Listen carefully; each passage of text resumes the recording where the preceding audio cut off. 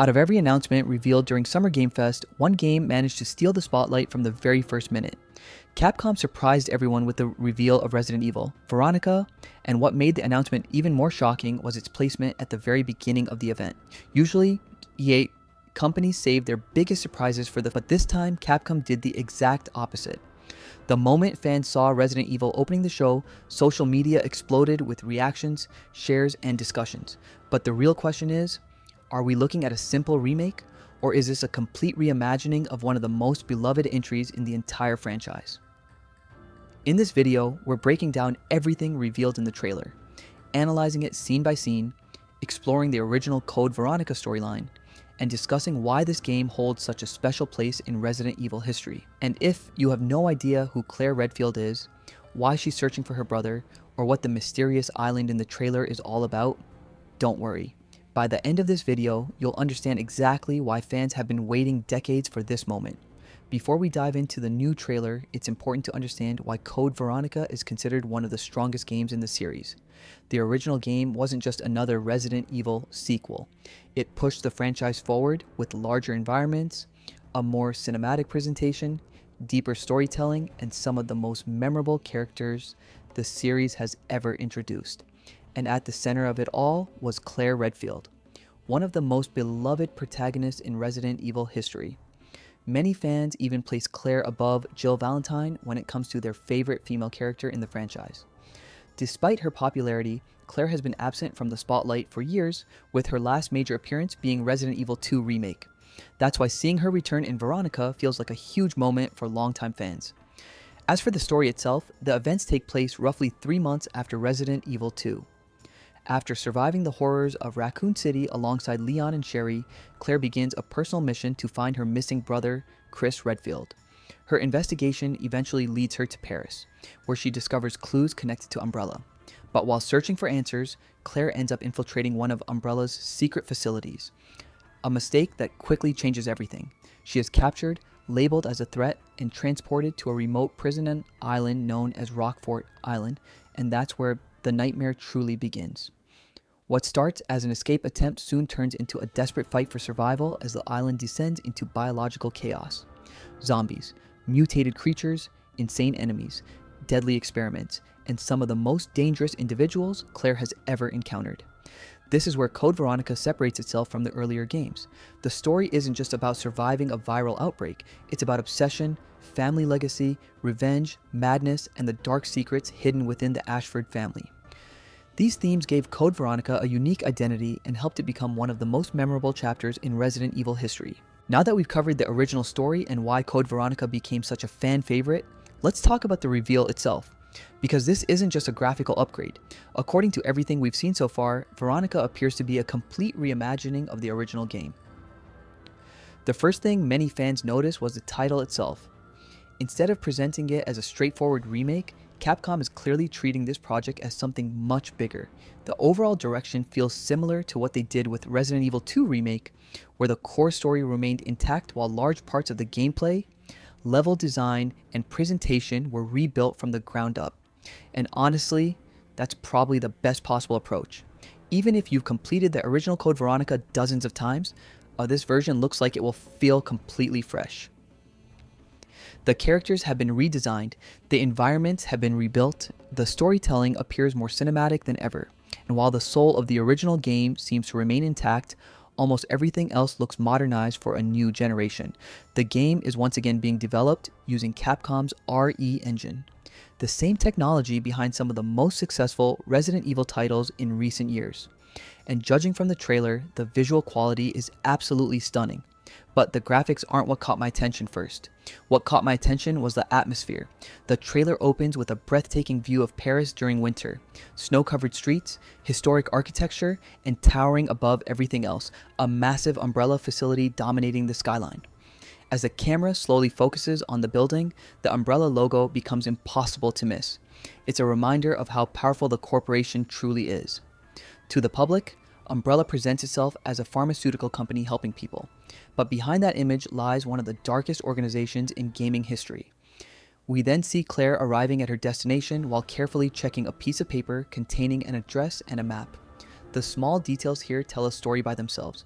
She clearly isn't familiar with the area. She's following clues, following a trail, trying to find answers, trying to find Chris.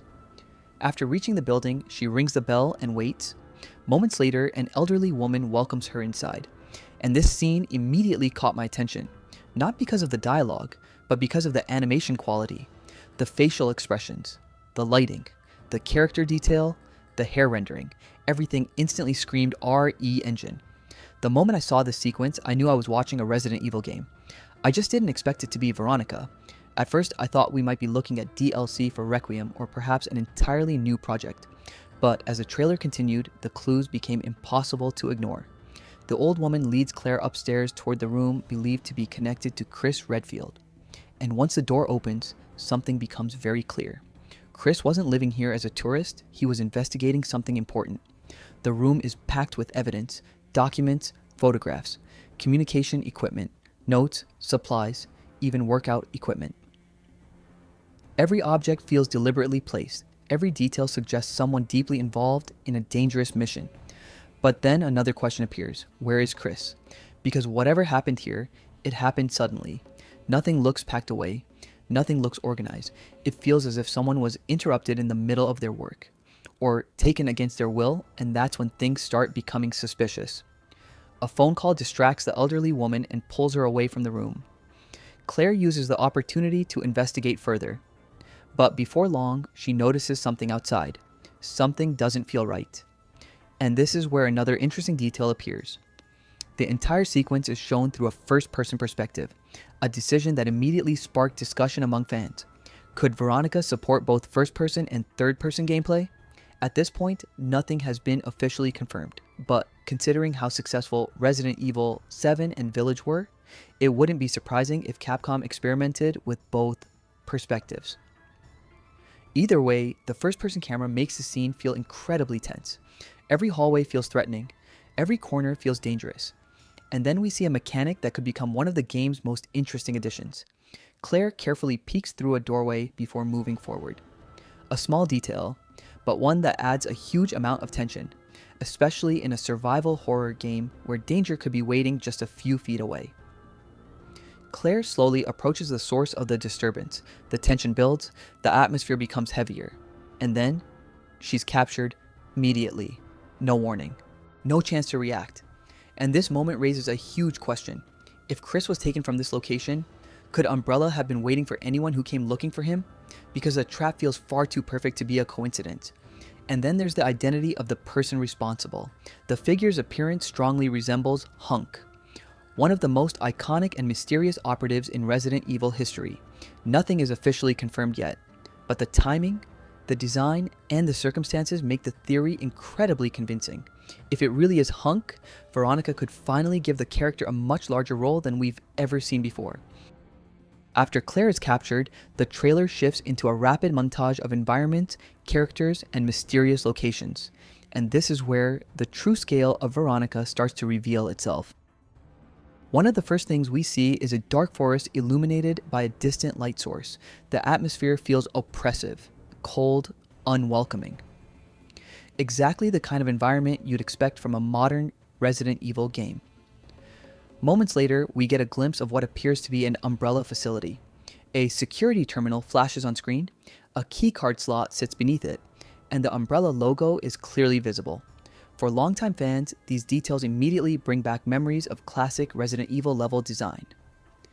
Locked doors, restricted areas, security systems, backtracking, puzzles, everything that helped define the survival horror experience. Then we get one of the most interesting shots in the entire trailer, a close-up of an insect. At first glance, it might seem insignificant, but longtime fans quickly notice the reference. The original Code Veronica featured several insect-related moments connected to the Ashford storyline, and this scene could be hinting at how those elements are being reimagined for modern audiences. Capcom clearly wants players to pay attention to every frame, because almost every shot seems to contain a clue. Then comes the logo reveal, and honestly, the presentation feels incredibly familiar. The way the title emerges from darkness immediately reminded me of Resident Evil 2 Remake's reveal trailer. The same confidence, the same atmosphere, the same feeling that Capcom knows exactly how important this project is. As the trailer continues, we finally get our first real look at Rockfort Island, the location where most of the nightmare unfolds. Even in the brief footage shown, the island already looks far larger and more detailed than anything seen in the original game. Massive structures, military facilities, prison complexes, abandoned corridors, everything appears designed to create a constant feeling of isolation. And then we see one of the most iconic weapons from the original game, the famous golden pistols, a weapon that instantly triggered nostalgia for veteran players. It's a small detail, but it shows that Capcom hasn't forgotten what made Code Veronica special in the first place. The trailer then introduces a mysterious young man. Although Capcom doesn't directly identify him, all signs point towards Steve Burnside. And honestly, this might be one of the characters who benefits the most from a complete reimagining. Steve has always been one of the more controversial characters in the original game. Some players loved him, others found him annoying. But with modern writing, improved performances, and stronger character development, Capcom has a huge opportunity to turn Steve into a genuinely compelling character. The footage then shifts toward the island prison itself, and this is where the horror truly begins. We see Claire awakening in an unfamiliar location. Confused, alone, trying to understand what happened. Armed with only a flashlight, she begins exploring her surroundings. The darkness feels overwhelming. Every hallway feels dangerous. Every shadow feels alive. And then comes one of the trailer's most memorable moments. The perspective switches. Claire turns a corner and suddenly realizes she's surrounded. Zombies. Everywhere. Not just one or two, an entire crowd closing in from every direction. The scene instantly captures what made Resident Evil 2 Remake so effective. The fear isn't coming from giant monsters, it's coming from being trapped, outnumbered, and completely vulnerable. What's especially exciting is that these zombies appear far closer to the classic style of Resident Evil 2 Remake than the more action-focused enemies seen in some later entries. Slow, relentless, terrifying. Exactly how many fans want their zombies to feel, and honestly, the visual quality throughout these final scenes is incredible. Claire's character model looks phenomenal. The facial animations are some of the best Capcom has ever produced. The environmental detail is stunning, and the lighting system creates an atmosphere that feels genuinely unsettling. In some shots, the game arguably looks even more impressive than recent Resident Evil releases. But what excites me most isn't the graphics, it's the potential. Because this isn't simply a remake of a 26-year-old game, it's an opportunity to revisit one of Resident Evil's strongest stories with modern technology. Modern storytelling and modern game design.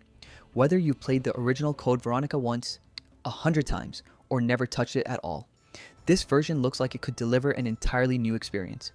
A new generation of players will finally get the chance to experience one of the most important chapters in Resident Evil history. And longtime fans will get to revisit a beloved classic through a completely fresh lens. Based on everything we've seen so far, Veronica has all the ingredients to become one of Capcom's biggest Resident Evil releases in years. But that's just my opinion. What do you think? Did the trailer live up to your expectations? Are you excited to see Claire Redfield return? And do you think this remake has what it takes to stand alongside Resident Evil 2 Remake as one of the best modern Resident Evil games? Let me know down in the comments. If you enjoyed this breakdown and want to see more deep dives, analyses, and Resident Evil coverage, make sure to subscribe and turn on notifications so you don't miss future videos. Thanks for watching, and I'll see you in the next one.